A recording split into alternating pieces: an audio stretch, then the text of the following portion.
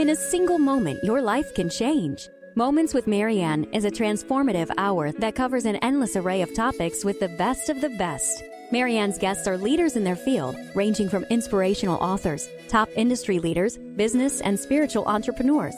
Each guest is gifted and a true visionary, a recognized leader in their own work. They teach others to develop, refocus, and grow. Marianne will bring the best guest and sometimes a special surprise. Don't miss this. And remember, make every moment count.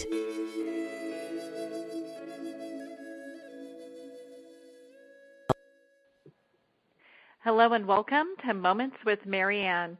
Today, my very special guest is Kaitlin Roig DeBellis. So Kaitlin wrote this amazing book, Moving Forward from Life's Darkest Hours, Choosing Hope. And it is something that everyone should pick up. And so without getting too much into the book and having the cart before the horse, let's go ahead and welcome Kaitlin to the show. So welcome, Kaitlin. Thank you so much for having me, Marianne. Oh, thank you. I mean, what a joy it is to have you on the show. I mean, your book is absolutely amazing. It's so heartfelt, and it really just gives the reader a glimpse into, you know, not only just your soul and how you are as a person, but how to move beyond any kind of, you know, personal upsets or tragedies that people will have. So why don't you tell, huh? I mean, you just touched on exactly why I wrote it. I get asked a lot, why did you write Choosing Hope? What was your purpose in it? And it's very different than I think a lot of people may think. You know, I started out in 2013 going out and speaking to large audiences of individuals. And what became evidently clear immediately was that people wanted to connect their own pain to mine. And they wanted to share their own personal tragedies with me. They wanted to tell me about their husband who died. They wanted to tell me about their terminal cancer diagnosis. They wanted to tell me about their son who committed suicide. And they wanted to connect with me, you know, in their pain to my pain. And so when the idea, the opportunity of writing my life story came about, I didn't have a moment of hesitation, because I knew that if I could reach one more person than was in that one audience on that one day, then I absolutely had to, because as you said, everyone has hard stuff. I am not alone in this. I mean, just because my darkest hour was a worldwide tragedy, everyone has tragedies on a daily basis, and it is a choice how to proceed from them. And it was really important for me to share my story, to hopefully encourage others to get through their own hard stuff. And you know, and I can understand why people would do that, because they are looking at what was probably for them, whatever was the most tragic event that happened to them, and then coming to you saying, hey, you know, I can relate. I've had this great pain too, you know, and really looking for help. And, you know, how does one progress from here? Right. And I think one thing that stood out for me, because of obviously the gravity of the tragedy in my life and that I narrowly survived, people would very quickly share their traumatic event, and then they would very quickly try to backtrack. And they would say to me, you know, I know that's nothing like what you went through. I know that I can't even compare. And the thing is, none of us can compare, you know. And so I would stop them as they were saying it and say, you know, don't do that. Don't lessen what you've gone through. You know, they aren't the same, but they are the same. You know, pain is pain. It is universal. And, you know, own it. I think don't try to say, you know, oh, it's not as bad as yours. You know, we can't compare it. They're all awful. Yeah. There's no, and I like how you put that, because there really is no, you know, way to quantify one's pain against another, nor should there be, you know. Exactly. It is what it is. Exactly. Well, I know your book has some great information, you know, and you've got some ways for people to really move beyond what is going on in their own personal life at the moment. So why don't you talk a little bit about the 5 sections that you have? In fact, just expand on that as much as you want, because I think it's really going to help a lot of people to hear that. Sure. Well, I think before I even do that, I think what's really important to know about me and my journey, for myself, I was very much after December 14th, 2012, a shell of myself.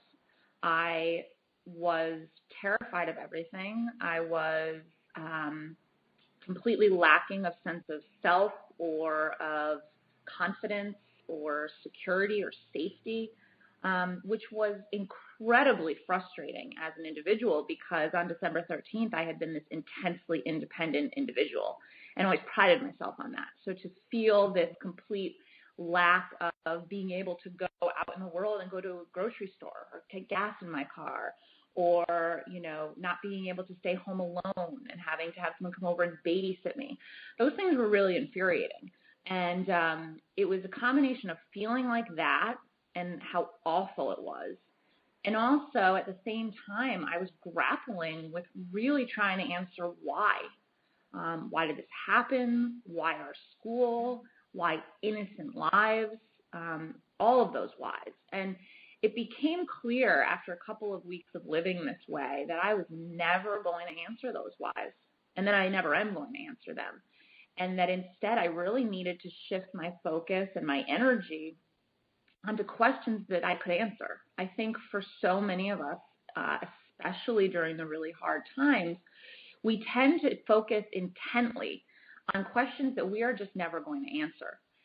And we forget, though, that there are so many we can, and that so much power lies in that. And for myself, the 2 questions that I knew I had to answer and that I knew I could answer were, how do I make sure this day does not define my students and myself? And how do we get our control back? Because it was taken from us on that day. And those 2 questions, they became my guiding light. I mean, they drove me in absolutely everything I did. At first, just getting out of bed in the morning, then seeking counsel and a therapist to really wrap my head around and try my best to move forward. But I think for myself, one of the biggest impetuses that led me in a direction of healing was deciding, number 1, I was not going to continue to live in a state of fear. And number 2, I was going to focus my energy on questions I could answer. And I think that we can all do that, no matter what our hard stuff is that we're going through. The title of my book is so fitting, Choosing Hope, Moving Forward from Life's Darkest Hours. I, every day of my life, strive to move forward, and I always will. But I can't ever move on. I will never move on from December 14th, 2012. It is wholly a part of me. It is with me every second of every minute of every day. And that's not a complaint. It is a reality. And I think that it is okay to be able to move forward from something and never be able to move on. I think that's 100% okay, because, it happened, and, it's how you show up and walk through it. And tragedy is tough, and not everyone's able, or even there's not really a roadmap. It's like, how do you get from here to there, Right. There's some resources and tools that are available out there, and that's why I think your book is going to help a lot of people, because as everyone walks through whatever tragedy that they're going through, they can really relate to what it is that you've written, and also how they can move beyond that, or it's not even move beyond, move through it, Right. Yes. And you touched upon the different sections of the book. The book is very much, it is my life story from birth, but it's also an extension of what I say when I go out and speak to an audience. That's exactly how the book is broken up. So, for myself, I think that the power of choice flows through the entire book. So we start with purpose and choosing your purpose and knowing it and following it and working really hard at it. We each have one. They're all different. But I think identifying it and knowing it and choosing it wholeheartedly is super important. One of the things that has only been bolstered in my life, so many things have changed, but one of the things that has only been bolstered since the tragedy is who I am as a teacher and my purpose as an educator. And that has been, I've been an educator since I was 5 years old, and that has only been strengthened. So I think choosing your purpose is so crucially important, both in hard times and before them and after them. Choosing your perspective, the second portion of the book, good and bad both always coexist. On any one day, in any moment that we are in, good and bad are both always there. It is our choice which we focus on. And for myself, I learned that lesson really early on, the day I was born.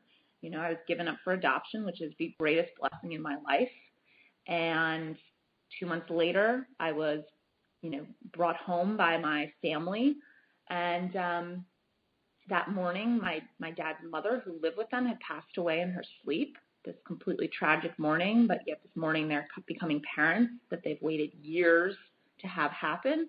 So from a very early age, I've known that our perspective determines how we react or not to every situation in our lives. And so I think it's really important that you always make a conscious choice to focus on the good and to focus on the positive. Because when you have that perspective, it will make the hard times feel that much more approachable. And then certainly choosing to overcome, as I said, we all have darkness. I am not alone in this. And so it is a choice to overcome. I say all the time, it probably would have been, might not have felt great, but it probably would have been much easier for me to just lay in bed, sit on the couch, watch TV, let my husband, come to and fro, do the grocery shopping, and never overcome those obstacles that were in my path. But I made a choice that evil was not going to define me. And we each have that choice. But it is a choice to make it.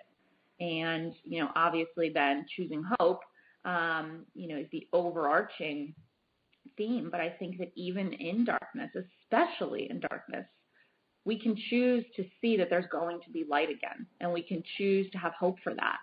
And I would encourage anyone to make that choice for themselves.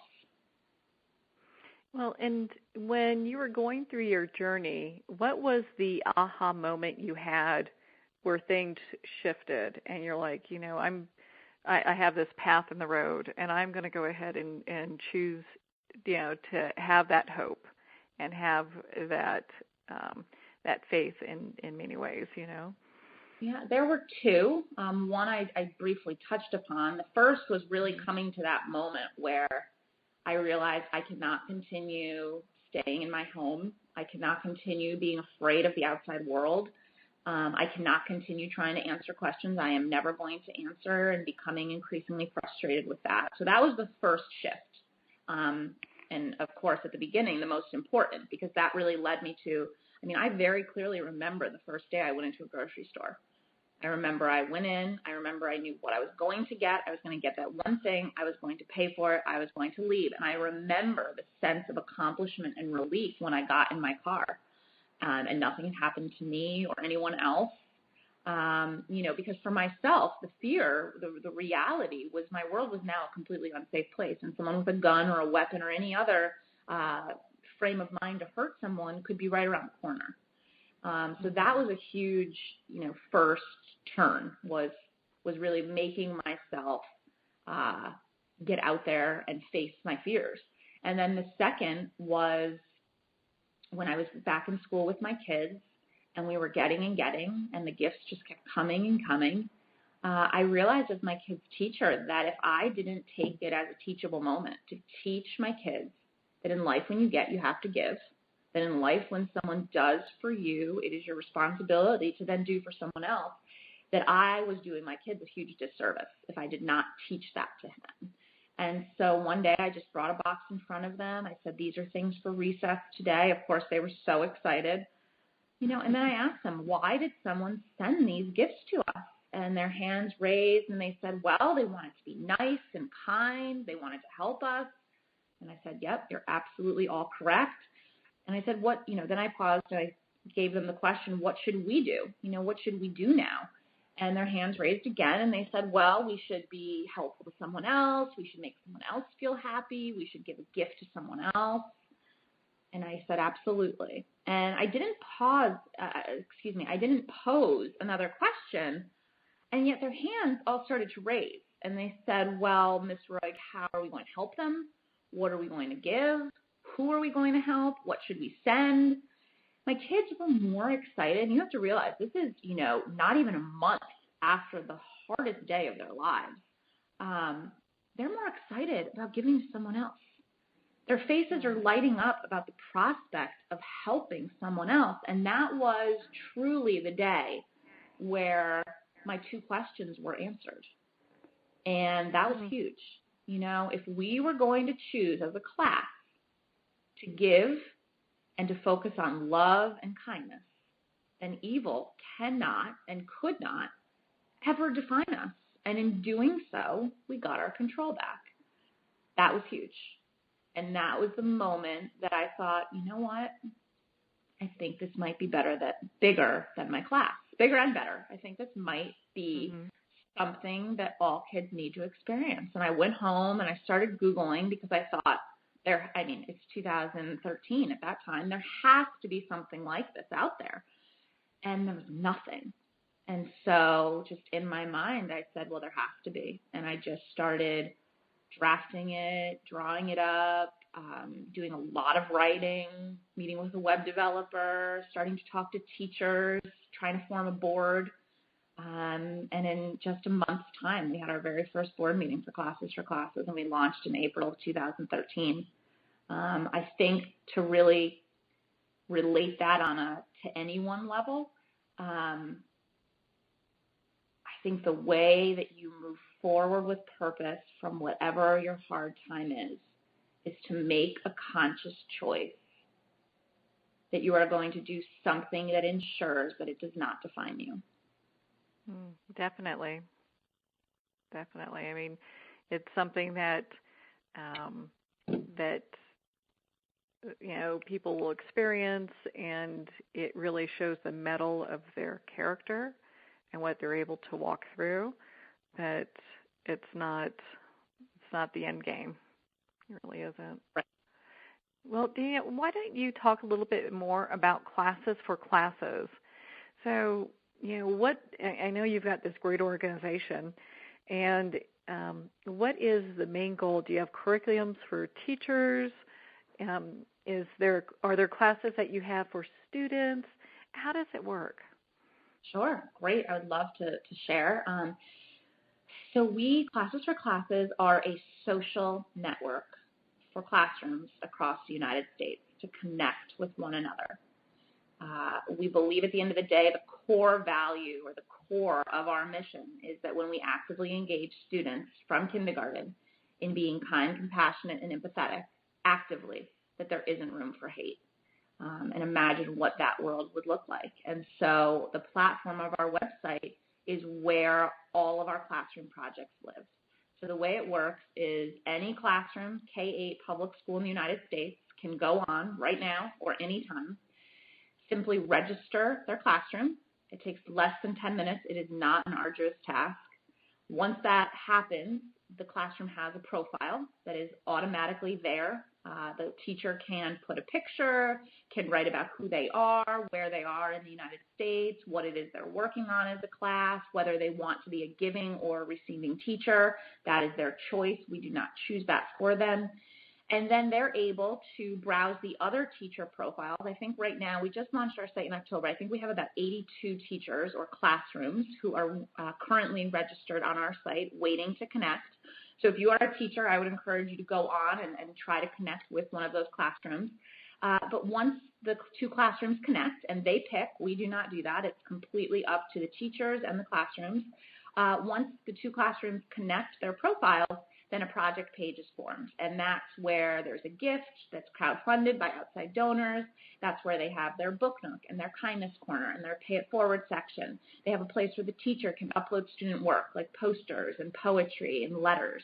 And it's really a place where the classroom gets to showcase all of the incredible things that they are doing in correlation with their project. And so the kids get to have real ownership over it and feel a sense of accomplishment that they are helping someone else, or that they're the ones on the receiving end and they have a significant gratitude for what someone else is doing for them. You know, at the end of the day, in this life, we are all connected. And I think a lot of times we tend to forget that. And it is so important, especially for the youngest members of our society, to understand that people have needs and that we need to be empathetic and compassionate and to help them with that. And that then if we have a need one day, someone will help us. That's the way the world is supposed to work. And so that is what we are all about at Classes for Classes. We are like a Facebook crowdfunding tool for classrooms, truly. And yeah. and that's fabulous. I mean, you can never really teach this at too young of an age. I mean, you really can't. I mean, this is just, I think it's amazing because you have things where students can go ahead and keep up a kindness journal. You know, they really get involved. Right. Oh my goodness, I just love this. And we're not, and you asked this earlier, and I apologize that I didn't answer. We do not provide a curriculum for a very specific reason. That's not what we are. We are not looking to come into any school and be a prescribed anything. We are a tool. We are a resource to assist teachers and classrooms in what they are already doing. Every single school in the United States today, in 2016, follows some type of social curriculum, whether it's responsive classroom or any of the others. And we are a tool to assist with that. We're a component to the morning meeting, to the closing circle, to that community building. And we are a free resource. We are not trying to be one more thing for teachers to do. We're trying to help teachers and kids to learn these lessons firsthand. Well, and you offer a lot of suggestions for things that they can do. I'm looking at this here. It's like write letters to troops and veterans or residents of nursing homes. I mean, it's all, it really is a type of outreach that I really think, that our communities are starved for, Absolutely. I mean, and that's why, we do have all those great ideas and teachers can use them or not. There is no right or wrong way.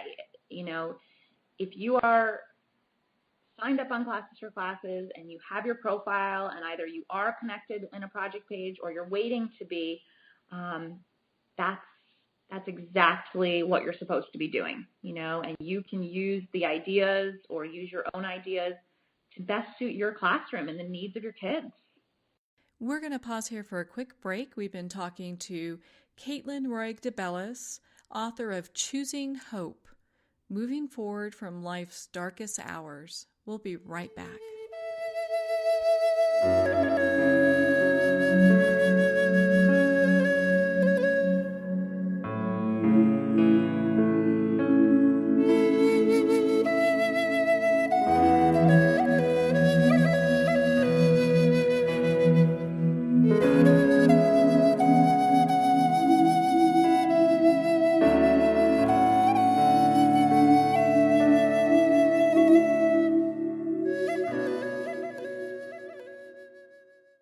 In 2012, after returning home from Iraq and Afghanistan, Sean Gobin hiked over 2,000 miles of the Appalachian Trail. Recognizing the therapeutic effects of long-distance hiking, Sean founded Warrior Expeditions, a veteran nonprofit therapy program that supports veterans transitioning from their military service by hiking America's national scenic trails. Equipment and supplies are provided as well as assistance with job placement. For more info or to help support these veterans, visit warriorexpeditions.org.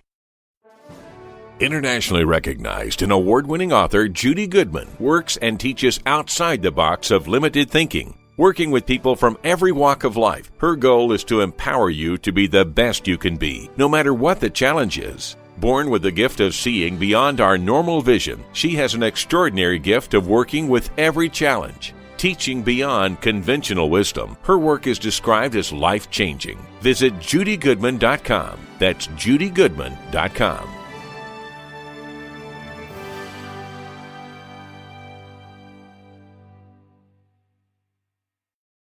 Have you ever had the sense that your thoughts might actually be doing something? Ancient secrets of manifesting have been masterfully revealed in the award-winning book Manifesting 123 by Ken Elliott. For the first time, the author's experiences and stories in this book describe exactly how your thoughts can create anything. You've been doing this all your life, but it's never been fully explained for you until now. Visit manifesting123.com for more information today. Manifesting123.com.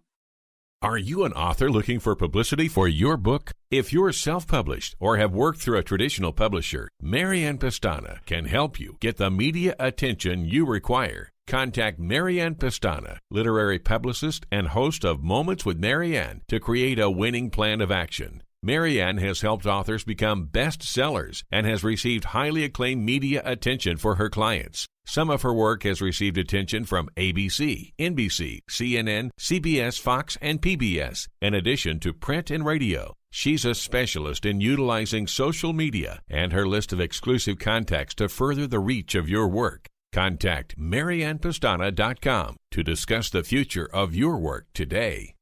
Are you stuck in your creative process and hitting a roadblock at every turn? Book an appointment with creativity coach Katie Fowler to turn your art and life around. Katie is an award-winning artist, highly sought-after creativity coach, speaker, TV personality, and best-selling author of An Artist's Journey Through Wonderland. Katie guides people in connecting with themselves, with others, and with their own passions. Go to katiefowler.net now to begin your journey through your creative wonderland. Ben Wexler is a gifted leadership development and strategy consultant for professionals who want to transform their organizations and careers. Through a uniquely personalized set of processes, participants discover their unique knowledge, how to leverage that knowledge and experience, and then put it all together with a global strategy. You're more valuable, your organization is more valuable, and the change is viral. Contact Ben at 630-881-1074. 630-881-1074. Are you having an average day? Do you seem to be having more average days than great days? I'm Marina J, and I help women turn that around. If you want fast, deep transformation on the stuff that hurts you the most, visit me at marinaj.net to receive support and inspiration now, because your happiness is everything. Are you dreading your next business trip with all of the unhealthy food choices? Well, eating healthy while on the road for business is no longer a hopeless battle. Natasha Leger, a road warrior herself, not a doctor, dietitian, or nutritionist, but a real-life business person, understands the unique stresses of business travel and has written a book to inspire us and show us how easy it is to make healthy choices while on the road. Order Travel Healthy, a road warrior's guide to eating healthy at travelhealthybook.com. That's travelhealthybook.com.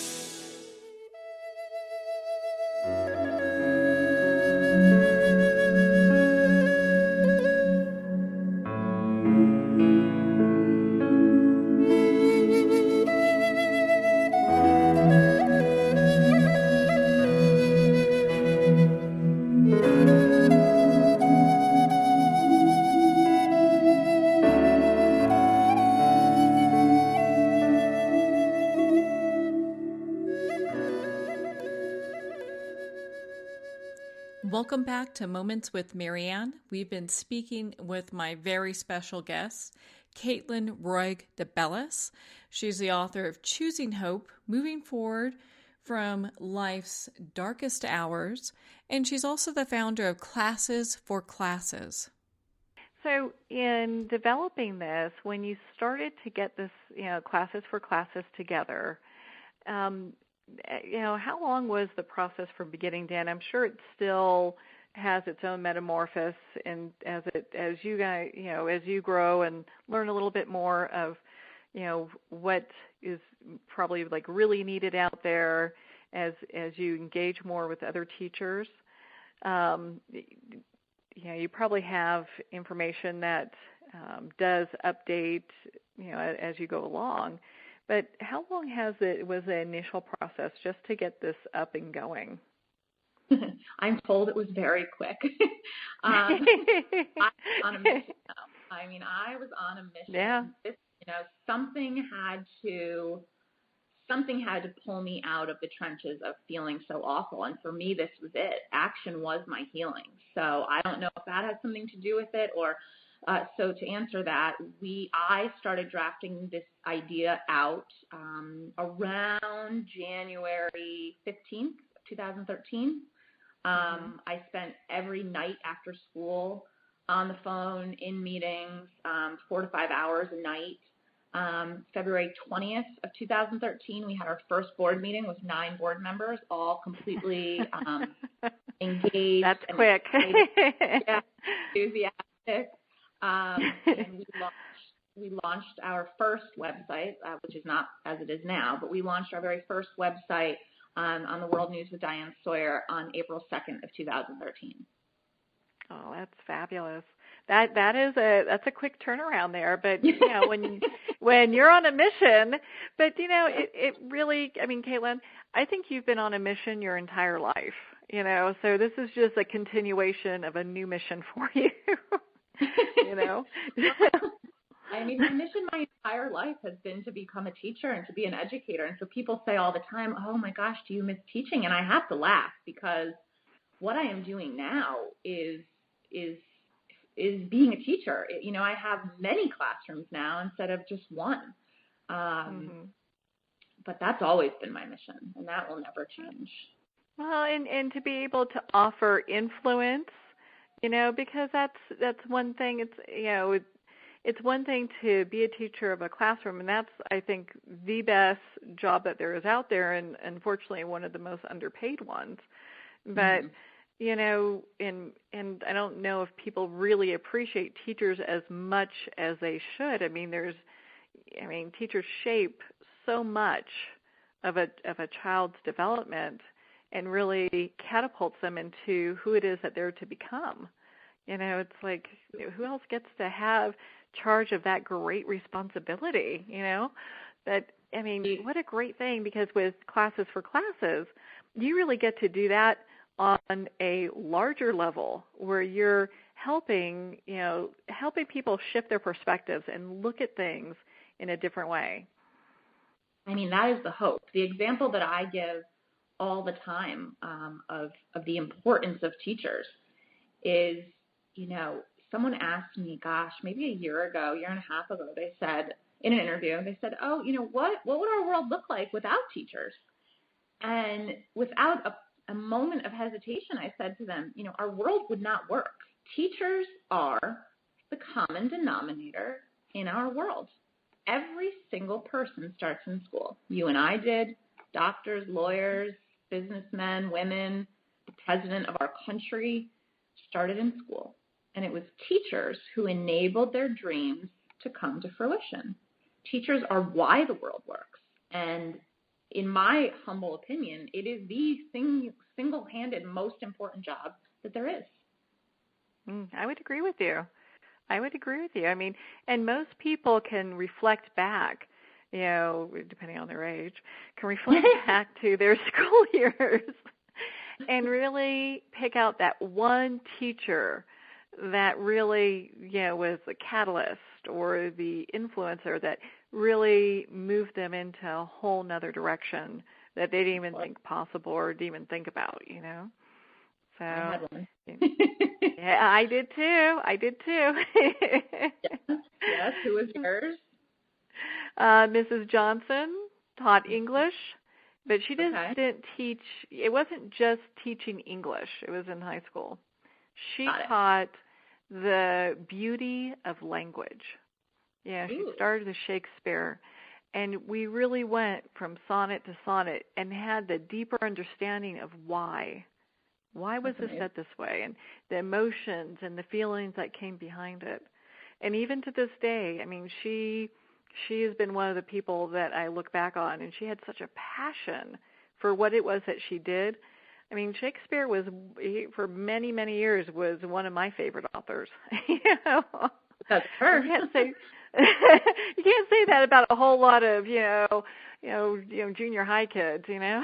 Absolutely. Yeah. Who was yours? Oh, mine was Mrs. Bollier. I'm sure you read about her in Choosing Hope. She was my 5th grade teacher, and she just was, as you were reflecting on your favorite teacher, I mean, it was very clear what her purpose was and what her passion was, and she shared it every day. And I think what was most special to me about Mrs. Bollier is, you know, it went beyond academics and teaching. She really genuinely cared about each of us. You know, she cared about our interests. She took the time to get to know us. One of the first activities she did with us was what she called a self-esteem box. And what it was a shoebox filled with things that we brought in from home that made us feel good, whether it was pictures, trophies, awards, you know, we got to pick. And it was really the first time that I can remember a teacher, and even since, a teacher taking a genuine interest in who I was as a person. And after I shared that box for the rest of the year, and I'm sure she did this with every other student too, she would ask me about those things that were in my box. She would ask me about running track. She would ask me about the ribbons I won. She would ask me about the summers I spent with my cousins. You know, and that to me meant the world, you know. And I'm so happy that when I wrote Choosing Hope, I had lost touch with Mrs. Bollier. Obviously, it had been 20 years. I reached out to her and I called her. And since then, we've had tea together, and we've had, you know, I've gone over her home, and, you know, she at this point in time is restricted to a wheelchair, and she's doing remarkably well. But she said, you know, the thing that keeps me going and brings me such joy is my memories of teaching and my memories of my students. And that to me is just so powerful because, you know, I say likewise. I mean, that's what she did for me, you know. You can really relate and feel that, and then that all boils back down into, you know, doing for others. You know, it really, that's kind of what teachers, and I could see why you're big in teaching this, but I mean, it's kind of the whole underlying thing is that teachers do these amazing things for us. And we get to go out in the world and just shine based on what they've given us and be able to give to others, you know? Absolutely. You know, I mean, teachers go into their classroom every day and they play the role of teacher and nurse and mediator and, you know, mom and counselor, and the list goes on, and they do so willingly and happily and knowing that that's the job description.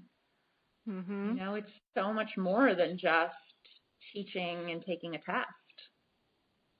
Oh, yeah. Yeah, it's really giving the students the opportunity to discover what it is that really makes their hearts sing. Because, I mean, wouldn't it be, you know, just a fabulous world if we had more people out there that do not just what they like to do, but what they're so passionate about and love so much. You know, right. So, yeah, I mean, so if I want to get involved, and I know you kind of talked about this a little bit, but I think it bears repeating. If I want to get involved in Classes for Classes, and I'm just a regular Joe, I'm not a teacher or a parent, but I feel like I want to do something because this is probably one of the coolest organizations I've seen in a long time. Thank you. And even though I'm still floored by the amount of time it took you to launch this, but I actually, you know, you were definitely in your passion and purpose in doing this. So, how can I get involved and you know, support Classes for Classes? Absolutely. So you would simply log on to www.classes4classes.org. And you would click on the icon to, actually let me go to the page to tell you exactly, where it says not a teacher. You would click on one of the below, either class projects, sign up for our news and updates, which would be our bi-weekly newsletter to keep you abreast of what's going on, which I would highly suggest everyone doing. Or you can donate to our mission specifically. And so donating to our mission specifically means helping us to cover our operating costs because we are online based. Obviously, we have to have a cloud hosting. We have web developer fees, all of that. But I would definitely recommend, donating specifically to a class project that really speaks to you. So whether it be that the class is trying to raise money for iPads or a field trip or keyboards or a teaching easel, you can click into those projects and you can see, okay, $52 out of 1,000 has been raised.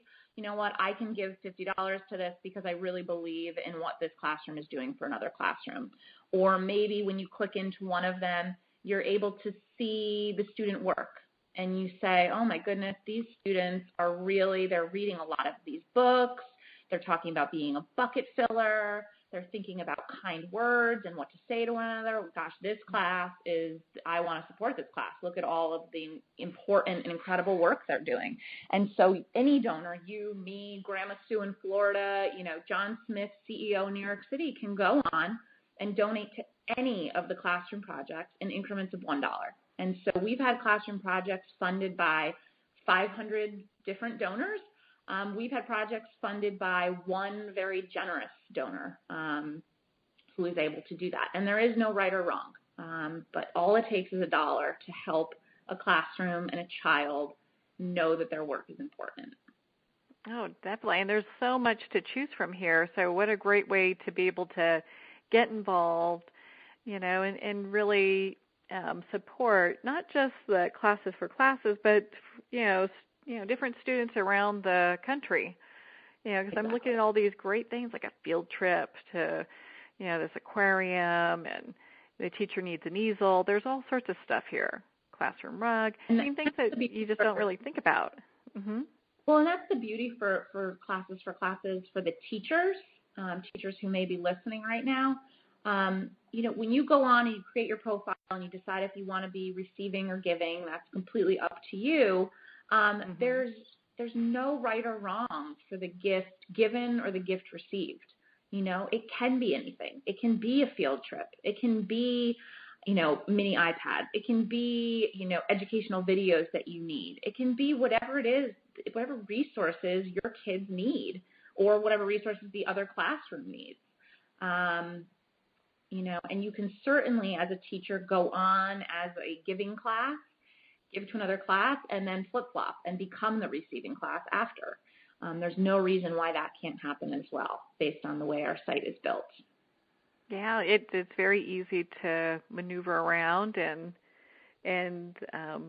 see the different things that are available there. Oh, that's fabulous. Now, I know you are a very busy lady, to say the least. If you want something, give it to a busy person.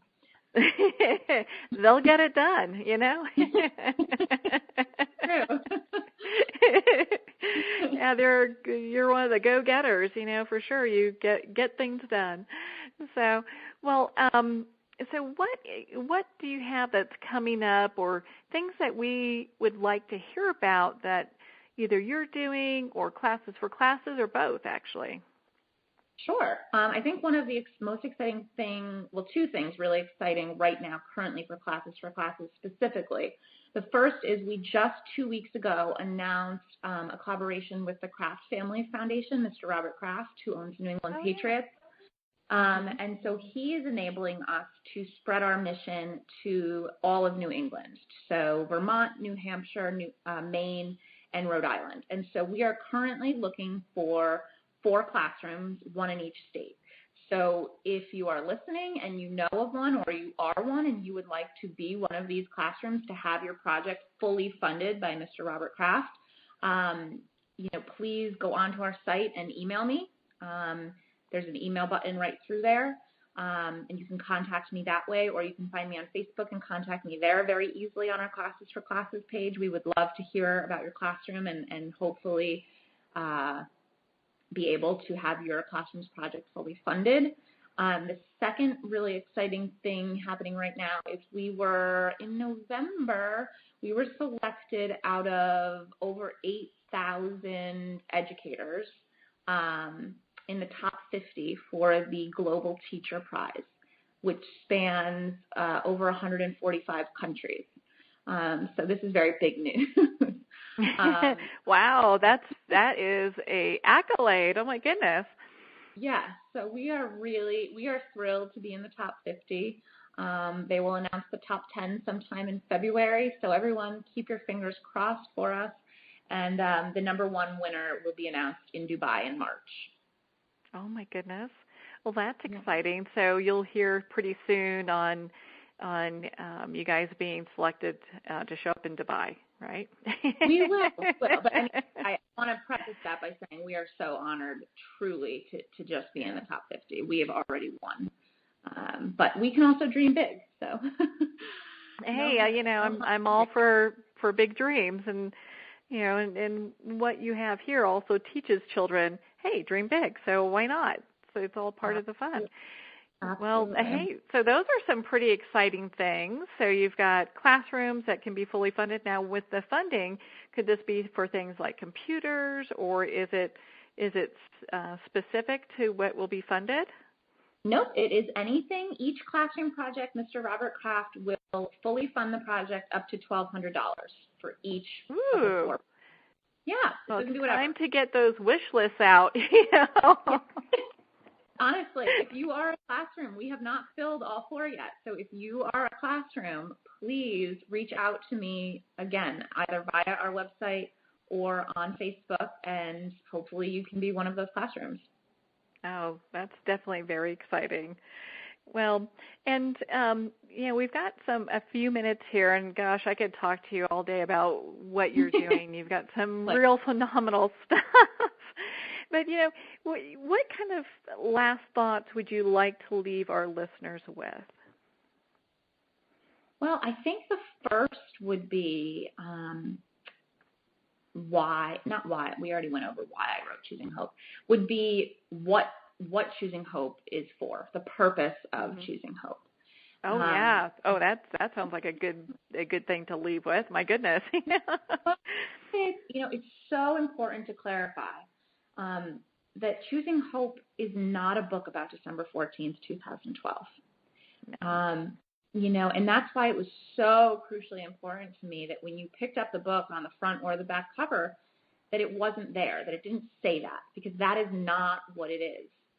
I've been asked many times, well, if it isn't a book about it, then why did you include, your experience on December 14th? Why didn't you just leave it out? Why didn't you just write about, moving forward? And my answer to that is, if I'm writing a book to encourage anyone to move forward from their own darkness, then I have to share my own. I would not be authentic if I didn't share how insurmountable it could have been for my students and I, and how much we had to overcome. It was no easy feat. And I think that's really important for people to know and understand, so that they can know for themselves that even if their stuff seems insurmountable, that they can absolutely come out on the other side. Choosing Hope is a lifeline. It is a lifeline for anyone who finds themselves in any kind of darkness, to know that they can absolutely find the light, that they can come out on the other side if they just choose to. But you have to choose to. That's absolutely beautiful, and really, it's part of your journey. It's just how it's what you've had to walk through to really to get to the other side, to create all these wonderful things that you're creating. The classes for classes. I mean, the book itself really gave a lot of insight to just who you are as a person. And I really appreciated that when I read the book. I was, really touched, and it really just pulled at your heartstrings, And at the same time, I just wanted to, keep cheering you on. It's like, you got it, you can do this. I can use cheerleader.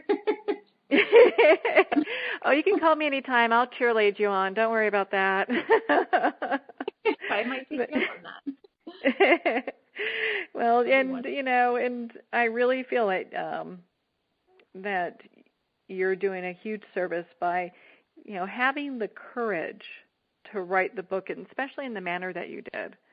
and to allow people a glimpse into, just what you've gone through and how you're moving through it and how you're overcoming, and overcoming is a really bad word, but just walking through, what you've had to do.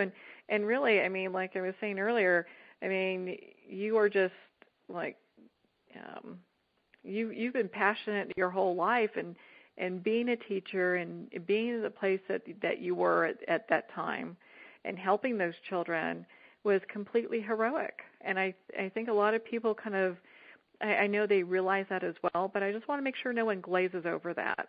And what you're doing today with the Classes for Classes is completely heroic. I wish they had stuff like this when I was growing up, they didn't. I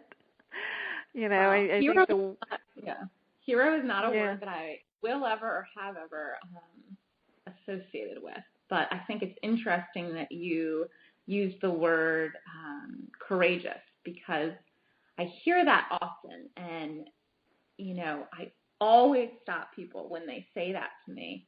And I, give them a rhetorical question. I ask, do you know the definition of courage? Well, enlighten me. Well, I think, courage is acting in the face of fear. And I am afraid a lot. I still am afraid to get on a plane and fly by myself around the world to speak. But I do it anyway, because that fear is not going to control me. But I think it's really important for people to realize, and that's why I always stop them when they say it, because courageous sounds so heroic or so incredible, but really it's acting even if you are terrified. And I like to remind people of that, because anyone can. Well, and and to be really honest, they say about, any of the big speakers, they always have little butterflies before they go out. So, that's not uncommon. It's like they say, 7, and I've had butterflies for the past 5 days. That's okay. They say if you lose that, then that's something to watch out for. But you're good. You're totally good. Okay. But I agree with you. I mean, I really believe that everyone can have courageous moments, whatever it is.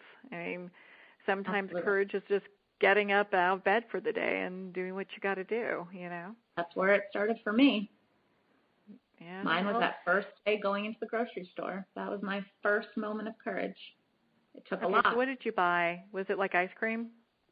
It's really fun. I honestly, I can't remember what I bought, and I think I can't remember because it didn't matter. You know what I mean? It really didn't. It was just going in there and doing it. Going in there, being able to wait in the line, that was really hard. My second feat was putting gas in my car on a separate occasion. That was really hard. Then I think I went to like a large public type mall area. Eventually it was getting on a train by myself, and it was getting on an airplane, but each led into the next, truly. Mm-hmm. So you got to start somewhere. I definitely, and I think a lot of people can truly relate, in one form or another. So I don't know. I'm going to be your cheerleader for as long as I'm breathing. So I want to make sure you know. Well, thank you. So, and thank you so much for taking the time to be on the show today. I so greatly appreciate you and all that you're doing. And for our listeners out there, definitely buy the book, Choosing Hope. It is a phenomenal book. And make sure to log on classesforclasses.org. When we were talking and you showed me where to go sign up for the newsletters, I went and did that right away. Oh, good. Yeah. So I'm going to be checking out what everyone's doing, and I'm excited to see about what's happening and participating in that. And, and I think people want to be involved. So I'm sure you'll have people signing up for this as well, saying, hey, what can I do, or how can I participate, or how can I help, Hope so. Yeah. So, well, thank you so much for taking the time to be on the show today, Kaitlin. just so appreciate you. Thank you, Marianne, so much for having me, for sharing my story, and for being a cheerleader. It means the world to me. Of course, definitely, of course. And to all of our listeners out there, I want to thank you for tuning in today. And remember, make every moment count. Join us next time for Moments with Marianne, when host Marianne-Pestana brings another inspirational gifted leader to help us grow. Tune in every second Sunday at 8 p.m. Eastern Time for Moments with Marianne, when the Dream Vision 7 radio network is at 1510 a.m. Boston. Or catch Moments with Marianne every Thursday and Friday at 5 p.m. and 5 a.m. Eastern Time by going to dreamvision7radio.com. To learn how Marianne started her business from the ground up, visit marianne-pestana.com. Don't miss this, and remember, make every moment count.